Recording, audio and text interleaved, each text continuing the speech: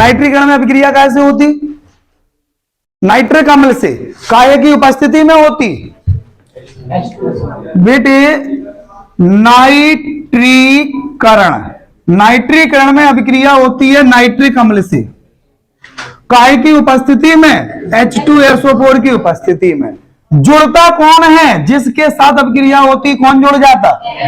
निकल क्या जाता? इसका H, इसका O, और जिसके साथ अभिक्रिया हुई उसका क्या निकल गया? क्या बचा यहां पे? अब NO2 बचा अकेला। वो NO2 आके उस कंपाउंड के साथ हम कार्बोक्सिलिक अम्ल की वलय अभिक्रिया ले रहे हैं।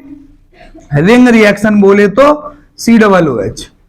इसका हम क्या करा रहे हैं? HNO3/H2SO4। तो जो NO2 है वो कहां आके जुड़ेगा ये आपको गौर से देखना है। यहां पर जो कार्बोक्सिलिक अम्ल वाली अभिक्रिया है उसमें जो NO2 है वो कौन सी पोजीशन पर जुड़ता है? मेटा पोजीशन पर। कौन सी पोजीशन पर जुड़ता है? मेटा। इसमें ऑर्थो और पैरा पोजीशन नहीं है। अभी आपने पीछे हम लोगों ने पढ़ा है ऑर्थो और पैरा पोजीशन, एक मेजर पोजीशन होती है और एक माइनर पोजीशन होती है। ये आपकी मेजर पोजीशन होती है, ऑर्थो माइनर पोजीशन। लेकिन कार्बोक्सिलिक अम्ल का जब नाइट्रेशन कराते हैं तो ना ऑर्थो पे जुड़ता है ना पैरा पे। इसका मेजर, सबसे ज्यादा मेजर कौन है? NO2। ये स्टेबल है इसका, याद रखना। यहां पे आपसे क्वेश्चन पूछा जाता है इसमें स्थाई कौन सा है, तो आप ये वाला लिखोगे NO2। अच्छा एक चीज और सुन लेना, एक चीज और सुन लेना, एक चीज और सुन लेना। इसमें क्या है? लो ये कार्बोक्सिलिक अम्ल है। यदि हम तुमसे कहें इसकी फ्रीडल क्राफ्ट अभिक्रिया बताओ। फ्रीडल क्राफ्ट अभिक्रिया जानते हो? कैसे अभिक्रिया होती है? एल्किल हैलाइड से काय की उपस्थिति में निर्जल AlCl3। और जब ये किसी के साथ अभिक्रिया करता है तो बेंजीन रिंग में से एक हाइड्रोजन किसके साथ जाता? और CH3 जाके उसके साथ। तो ये हाइड्रोजन Cl के साथ निकलता, CH3 जुड़ जाता। ये अभिक्रिया ये नहीं देता है। कार्बोक्सिलिक अम्ल बेंजीन वाला, वलय वाला, रिंग वाला, जिसको हम बोल सकते हैं हिंदी में बेंजोइक अम्ल। बेंजोइक अम्ल फ्रीडल क्राफ्ट अभिक्रिया क्यों? क्योंकि ये जो COOH रिंग है यह कमजोर, निष्क्रिय हो जाता है। क्या होता है ये? निष्क्रिय। तो ये अभिक्रिया फ्रीडल क्राफ्ट, याद रखना इस चीज को। बेंजोइक अम्ल की फ्रीडल क्राफ्ट अभिक्रिया लिखो। बेंजोइक अम्ल फ्रीडल क्राफ्ट अभिक्रिया नहीं देता है क्योंकि उसमें जो COOH जुड़ जाता है वह निष्क्रिय रहता है। ठीक है, नेक्स्ट ये आपका हो गया। हाँ, ये आपके हो गए बेटा NCERT के पूरे रासायनिक गुण। हमें कल से अभी तक के पूरे नाम बताइए आप। हमने जो कल से अभी तक के रासायनिक गुण पढ़े कार्बोक्सिलिक अम्ल के, उनके हम नाम बोलो। पहला क्या पढ़ा था ना? ये बनाने की विधि बता रहे हैं आप। कार्बोक्सिलिक अम्ल बनाने की विधि नहीं है, रासायनिक गुण। रासायनिक गुण पहला धातु और क्षार के साथ अभिक्रिया, दूसरा एनहाइड्राइड बनाना, है ना? याद आ गया? पहला है धातु एवं क्षार। हमने शायद भेजा भी था ग्रुप पर, पेज शाम को भेजा था। देखा तो नहीं है बेटा? है ना? देखा नहीं करो। हम 10 बजे तुम्हें वर्किंग करके ग्रुप पर काम भेज रहे हैं कि चलो इसको देख लो। तुमने देखा ओ मास्टर का मैसेज आएगा, ओके थैंक यू, रख दो मोबाइल। जो ही ना देखो ये खोल के कि आओ क्या है, आया क्या है, मास्टर साले ने भेजा क्या है। कई लोग अबे भी ना खोलो, ग्रुप ही ना खोला हो। वो एक से एक दिग्गज लोग रहते हैं। हाँ, खोल के देखा भी होगा और अच्छा पेज आया, अरे यार यही काम है इनको, लगे पेज। हाँ सच्चाई है ये, समय नहीं है आपके पास। लाइक तो हल्के आया था हमारे पास। हाँ sir, good, very good, Anil का मैसेज आया, ओके थैंक यू सर। लेकिन शिवम बताएं कि आपने देखा क्या भेजा था हमने कल आपको? हम कहते ना अभी नहीं देखोगे, ये देखेंगे जब बोर्ड का लास्ट पेपर होगा तो देखेंगे ग्रुप में का बचा, हटा सब डिलीट करो, बहुत हो गई है, तब देखेंगे ये। चलो दूसरा है एनहाइड्राइड बनाना। क्या बनाना बेटा? एनहाइड्राइड बनाना। ठीक है, 2 कार्बोक्सिलिक अम्ल ने अभिक्रिया की थी, पानी निकाल दिया था, एनहाइड्राइड बन गया था। याद आ रही है? साफ है बेटे। पढ़ाई पर विशेष ध्यान दो, टाइमिंग कम है, बोर्ड एग्जाम तुम्हारे फरवरी में आ चुके हैं। उसके बाद भी तुम लोगों की पोजीशन जाने की, आधे तो बच्चे ही गायब। देखो कितना देखो सुब्रा साहब, क्यों? क्रिसमस डे मना रहा है, बिल्कुल करेक्ट। 25 दिसंबर आ गई, यस मनेगा अभी डे, बहुत सारे डे मनना उनके फरवरी में, 5 डे मनेंगे पूरे। Physics day, chemistry day, Hindi day, English day, bio math day, सबसे एंड में मई जून में आएगा ले डे, रिजल्ट ले। आप उसमें जाने क्या लिखा होगा। चलो तीसरा बोलो बेटे। एस्टर बनाया था अपन ने। ध्रुव एस्टर कैसे बनाया था जल्दी बताओ। कार्बोक्सिलिक अम्ल से एस्टर बनाया था हमने। रिएक्शन बताओ तो दौड़ के।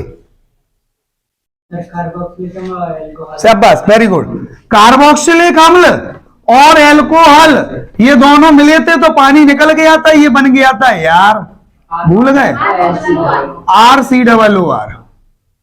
ये जो H है वो H के साथ बाहर आके आ गया, पर नहीं। चलो चौथी बोलो, चौथी बोलो जल्दी से।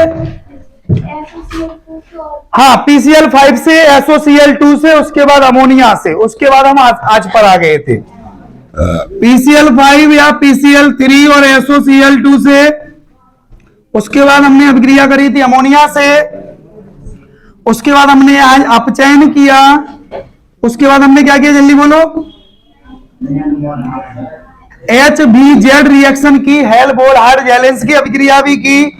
उसके बाद हमने क्या किया था, ये नाइट्रेशन यानी नाइट्रीकरण भी किया, हैलोजनीकरण भी किया था इसको HBZ में, नाइट्रीकरण। ठीक है, एक और किया हमने बिकार्बोक्सिलीकरण, बिल्कुल बिकार्बोक्सिलीकरण। अच्छा, बिकार्बोक्सिलीकरण जब विद्युत अपघटन के द्वारा कर दिया जाए तो उस अभिक्रिया का नाम क्या हो जाता है, कोल्बे विद्युत अपघटन अभिक्रिया। नाम सुना था हमने, कोई पूछ रहा था ये, ठीक है। अच्छा, दूसरी चीज, इतने ये रासायनिक गुण आपके कार्बोक्सिलिक अम्ल के। धातु के साथ अभिक्रिया, धातु क्या करती है, हाइड्रोजन को H2 के रूप में बाहर निकाल देती है, आपको याद आ रहा होगा। एनहाइड्राइड क्या करता है, यदि थोड़ा सा याद दिला दें आपको तो आपका ये हो गया आपका C और डबल बॉन्ड OR और OH हो गया, COOH एक, और दूसरा COOH बगल में लिख देते हैं, C डबल बॉन्ड OH और R, ये आपका H2O बाहर, O अंदर, ये एनहाइड्राइड बन गया। एस्टर आपका ये है कार्बोक्सिलिक अम्ल, जब अब अल्कोहल के साथ अभिक्रिया करता है तो एस्टर बनाता है। एक्चुअली क्या है कि अभिक्रिया तो पढ़ना है, बट इन अभिक्रियाओं को आपको माइंड में सेटल भी रखना है कि बोर्ड एग्जाम में डायरेक्ट नहीं आएगा एस्टर बनाओ। बोर्ड एग्जाम में जाने कैसे कैसे आएगा। बोर्ड एग्जाम में क्वेश्चन आया था, पहले उन्होंने कार्बोक्सिलिक अम्ल बनाने की एक विधि बताई। ये कंपाउंड A B के साथ अभिक्रिया करके कार्बोक्सिलिक अम्ल C बनाता, अब C एल्कोहल के साथ अभिक्रिया करके क्या बनाएगा, लो हमें पता होना चाहिए कि कार्बोक्सिलिक अम्ल एल्कोहल के साथ अभिक्रिया करके एस्टर बना लेता, भैया PCl5 और SOCl2 वगैरह के साथ अभिक्रिया POCl3 बना लेता, और मेन प्रोडक्ट क्या होता है इनका, एसिड क्लोराइड।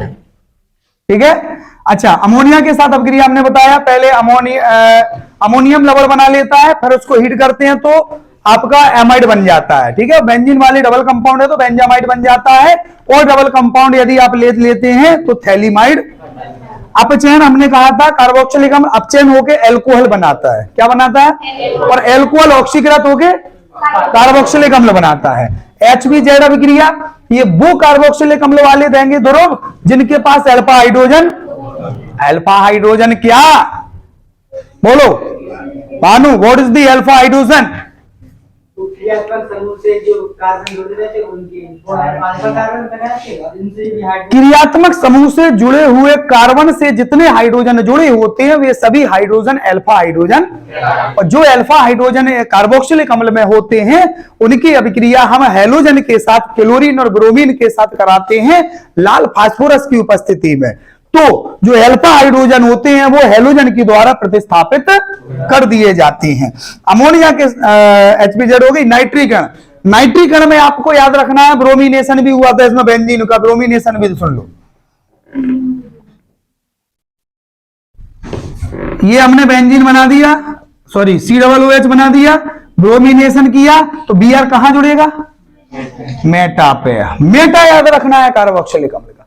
नाइट्रीकरण हो या ब्रोमिनेशन हो, ये जो आपका Br जुड़ेगा वो कौन सी पोजीशन पर जुड़ेगा, मेटा पोजीशन पर। ऑर्थो और पैरा का इसमें रोल नहीं है, नहीं है, नहीं है।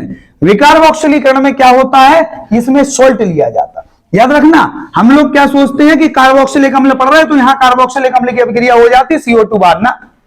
कार्बोक्सिलिक अम्ल का सोल्ट जब, या सोडियम कार्बोक्सिलेट जब सोडावैम के साथ अभिक्रिया करता है, ठीक है, तो अब ये CO2 बाहर हो जाता, एल्केन बन जाता। क्या बन जाता, एल्केन बन जाता है। यह अभिक्रिया विकार्बोक्सिलीकरण कहलाती है। वो भी पुश करो जरा।